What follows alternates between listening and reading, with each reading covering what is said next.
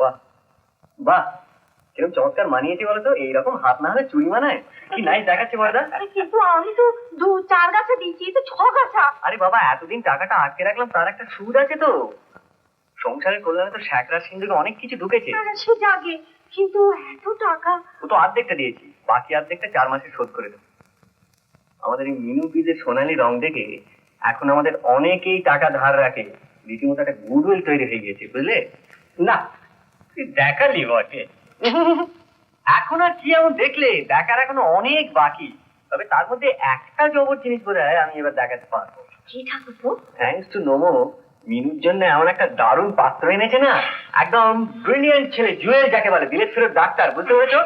এই এই এই মিনু, কোথায় যাচ্ছিস? শোন না। এই দেখো লজ্জা পেয়েছে। আর তাছাড়া শুধু বিলেত ফেরত নয়, বাবার একমাত্র সন্তান, অগাধ সম্পত্তি। বলো কি? এই তো নদীর ওপারে, ওই শ্রীরামপুরের বাণজ্যদের বাড়ি, ওদের বাড়ির ছেলে। নদীর ধারে যে একটা নার্সিং হোম আছে, ওটা ও।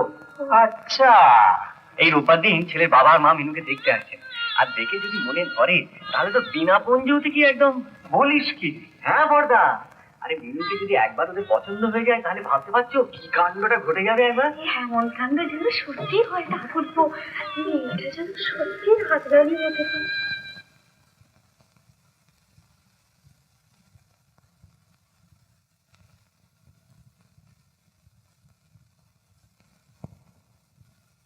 বাহ বাহ, ওরে লক্ষ্মী মন্দির, আমাদের খোকার সাথে খুব সুন্দর মানাবে, কি বলো? আমাদের প্রচুর নজর আছে, এ কথা বলতেই হয়। তবেই দেখ, খুঁজে খুঁজে কেমন একখানা মেয়ে বাঁচছে, একেবারে লাখে একটা মেয়ে দেখি। বটেই তো, বটেই তো। মা আমার একবারে রূপে লক্ষ্মী, গুণে সরস্বতী। দেখো, আমি আজকে দিন স্থির করে যেতে চাই, তুমি কি বল? হ্যাঁ, তাহলে ধনঞ্জয় বাবু, মানে আপনাদের দয়া বাড়ছে। না না না, দয়া কথা নয়, হচ্ছে রাজ্য তো। এসব আবার কেন? এর এমন কি, আমাদের সমস্ত কোথায়? এইটা আগে খান। এইটা ওটা হচ্ছে মিনু কাফে, মিনু পি। ও হো, হ্যাঁ হ্যাঁ হ্যাঁ, নৌকো থেকে নেমে দেখলুম বটে, বুঝলে? দোকানের সামনে আমাদের খুব ভিড় জমেছে। মিনু কাপের মিনু পিস। হ্যাঁ, দেখি দেখি।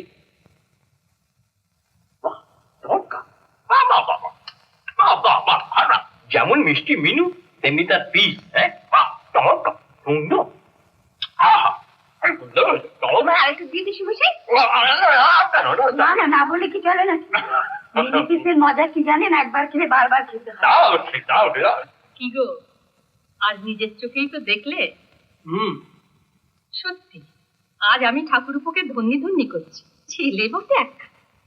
যাক, ওসব কথা না ভেবে নিজের মেয়ের বিয়েটা যাতে ওর আগে দিতে পারো সেই চেষ্টা করো, নইলে সত্যি তোমার আর মান সম্মান রইল না। এই মাসের মধ্যেই ধুমধাম করে বিয়েটা লাগিয়ে দাও, বুঝলে? দেব, খুব ধুমধাম করে বিয়েটা দেব, যাতে সঞ্জয়টা বুঝতে পারে যে তার মেজদাও একটা কম লোক নয়।